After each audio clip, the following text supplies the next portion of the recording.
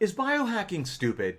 If you're browsing health on the internet for more than a minute, it's likely that you've bumped into biohackers and biohacking. Now, these are people who do not want to be normal. Heck, they don't even want to be really good. They want to be the absolute best that they can be, fully optimized. And most of them are willing to do almost anything to get there, including devoting most of their time and a ton of money to do it. And listen, if you're a biohacker and it's working for you, you like what you're doing, you're healthy and happy, then by all means, please keep doing it. Don't let some random guy on the internet tell you what you should be doing. However, I am here to tell you that if you're thinking about biohacking and you're like 98 or 99% of the people out there, then I think it's a giant waste of your time, energy, and money. And it might even make you unhealthier. Hey there, my name is Dr. Tim Gersmar, and I help middle-aged men recover their mojo so that they can feel good, look good, perform well, and age healthfully. And the truth is, you do not need to be a biohacker in order to achieve those goals. Now, in the last few videos, we've been talking about the different categories of guys. From level 1 are common guys who are not taking care of their health, to level 2 are normal guys who are taking care of their health and want to focus on living a normal life. Our level 3 guys who want more from their health and they're willing to invest more of their time, money, and energy to get it. Now we're going to cover the final category, level 4, or what I call the biohackers. As a quick reminder, why do we care about these different levels of guys? We care so that we can answer the question, what do I need to do to get and stay healthy? And the answer is that it depends based on what your goals are. Now, at level 4 are biohackers. Normal is not good enough. Great is not good enough. Here we're looking to take things from the 95% range up to the 99% range, as optimized as it's possible to be. At this level, doing anything and everything we can to feel, look, and perform at our absolute best, to age healthfully, and ideally, not age at all.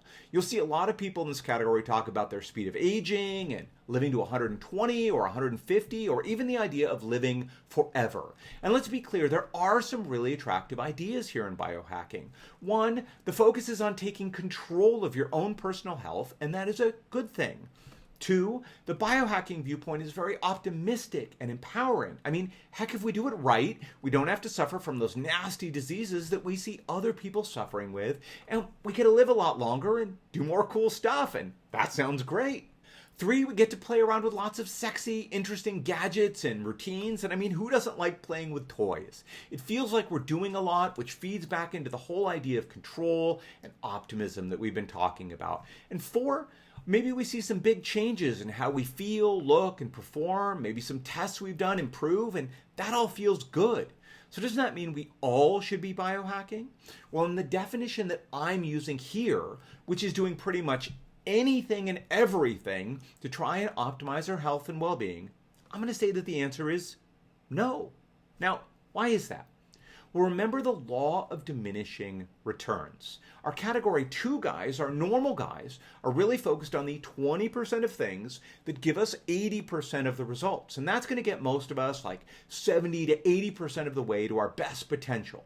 Generally, they're going to be feeling good, looking good, and performing well while living a mostly normal life. Our category 3 guys who want more, they cross over. Now they're in the 20-80 zone. To go from that, say, 70 to 80% of our potential up to around 90 or 95% of our potential, they have to do the other 80% of things to get that 20% of results. And that's what I mean when I say that they're investing more, quite a bit more time, energy, and money in order to do that.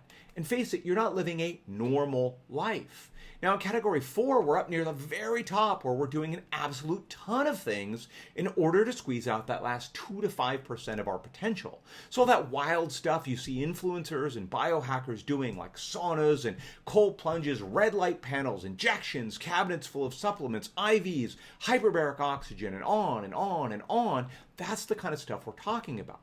But the reality is, 1, this is completely unrealistic for most guys. 2, many of the people that you see don't have kids, don't have families, or if they do, they're all grown up and no longer in the house.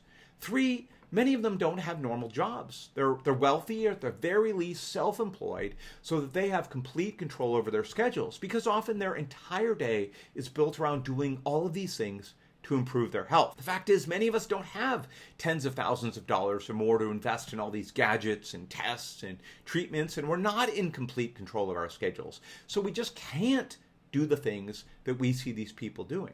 And importantly, a lot of these people end up sacrificing their social connections. I mean, if you're never or almost never going to drink any alcohol or eat out or stay up late or skip a workout, that can make it really hard to hang out with normal people. And I, for one, believe that social connections are one of the things that make life worth living. Then there's meaning and purpose. I find that biohacking is an intensely self-centered thing. We're focused on optimizing everything about us. But what about living a life of meaning? Making the world a tiny bit better for our having existed? I mean, where do we fit that into our jam-packed health optimizing days? And really importantly here, we have to talk about the point of negative returns. The reality is that doing more doesn't always mean more results. Let's use an example here. If you want bigger biceps, you're going to need to exercise them. And to a point, the more you do, the bigger biceps you're going to get. But if you decide, I want the biggest biceps possible, so I'm just going to do bicep exercises all day long, is that going to give you the world's biggest biceps? No. In fact, it's likely to do the opposite. If you try and do 1,000 sets of bicep curls every day, you're just going to hurt yourself. This is the point of negative returns, where continuing to do more and more actually gives you worse results. The truth is that when you're biohacking, a lot of what you're doing will turn out to be useless. Over and over, we see new, interesting, cutting-edge treatments and therapies that look fantastic but turn out to be worthless. It's frustrating. But the truth is, a lot of biohacking will turn out to be a waste of your time, energy, and money. And some of what we're doing may turn out to actually be harmful. If you're going to do biohacking, you have to be okay with wasting a lot of time, money, and energy. So at the end of the day, taking control of your health and being optimistic about things is a good thing. But the negatives of biohacking have me saying that for 98 to 99% of guys out there, it's the wrong choice. After all, the point of this is not just being healthy, feeling good and looking good. It's also about living a high quality life. Again, if biohacking works for you, then awesome. Please keep doing it. But if you're wondering, do I need to do all that stuff? Do I have to devote every waking minute, my entire bank account to being healthy, to having my mojo, to aging well, or else this is all just a waste of time and there's nothing that can be done? The answer is no. So, today's takeaway. The next time you see a biohacker out there, if that is not for you, please just go ahead and click right past. Don't get caught up in the hype thinking that you have to do all that stuff too. Now in the future, we're going to go on to talk more about the health foundations, plus a whole lot more. We'll break down a lot of the myths and fads and bad information out there so that you can focus on doing the things that are truly going to help you to feel better, look better, perform well, and age healthfully as a middle-aged man. I look forward to sharing that with you, and I hope you'll join me. All right, guys, until then, take care.